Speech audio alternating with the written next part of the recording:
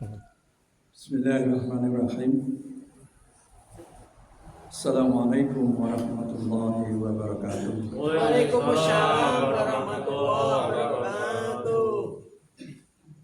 Alhamdulillahilladzi arsala rasulullahi bil huda wa dinil haq liyudhhira 'alad din wa kafa billahi shahida.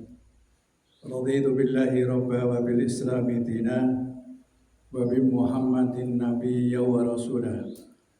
Rabbi sadri amri wahlul 'uqdatam min lisani yafqahu qawli. Amma ba'du. Kita panjatkan syukur kehadirat Allah Subhanahu wa taala yang pada kesempatan hari ini pada 10 hari yang terakhir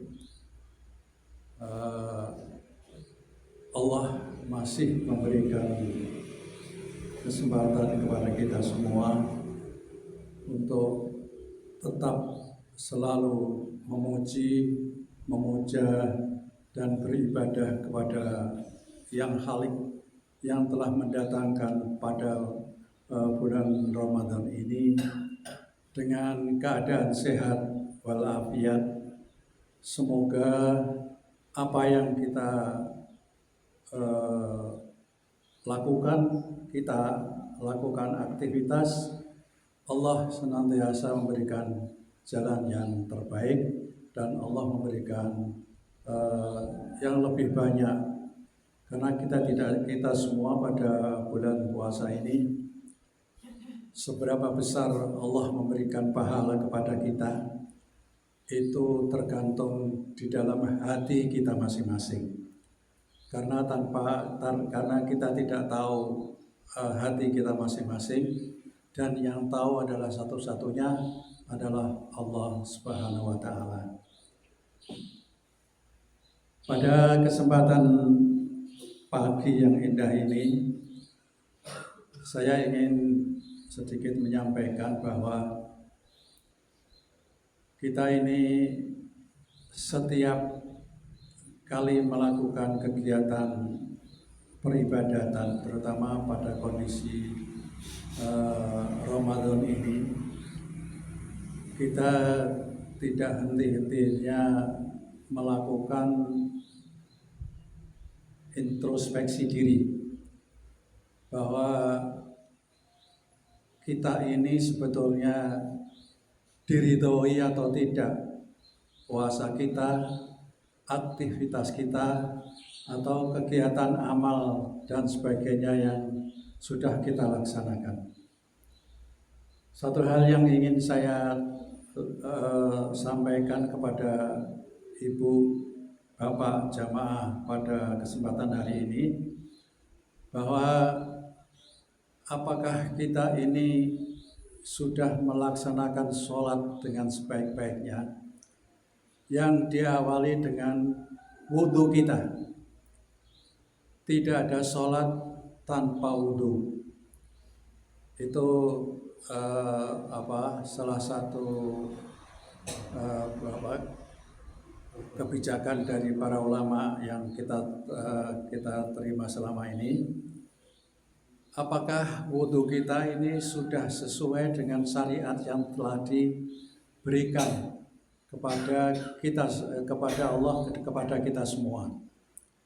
Karena sahnya sholat itu adalah sahnya wudhu.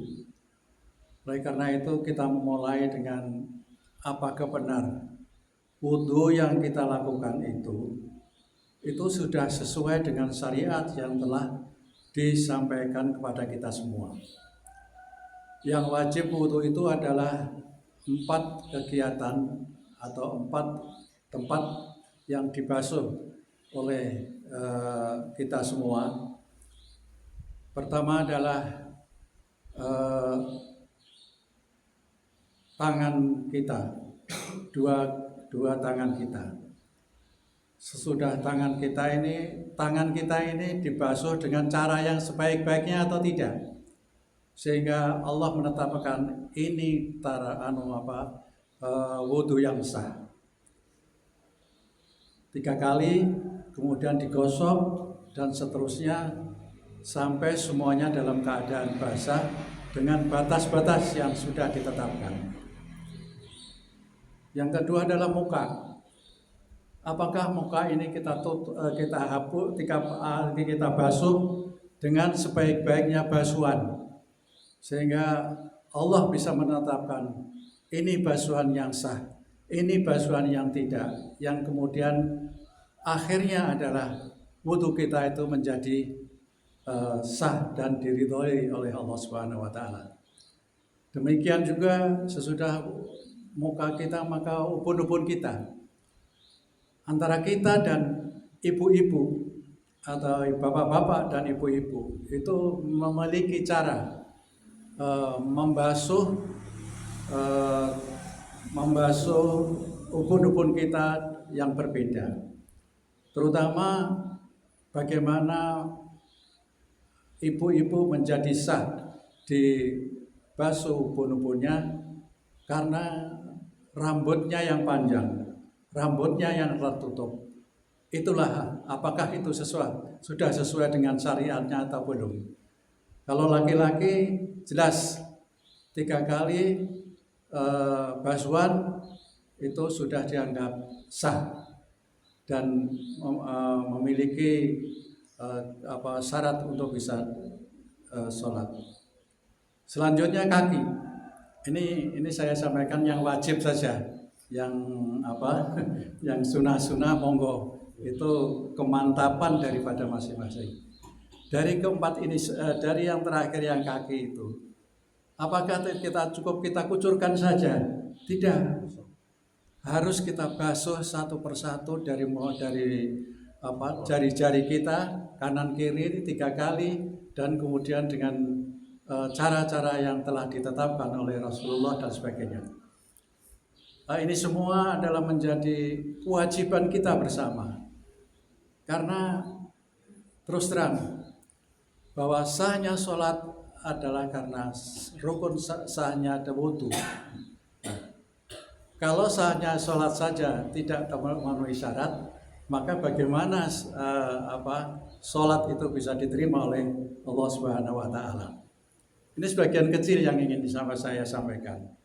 Karena terus terang umur kita, saya sendiri itu sudah mendekati lah, ya.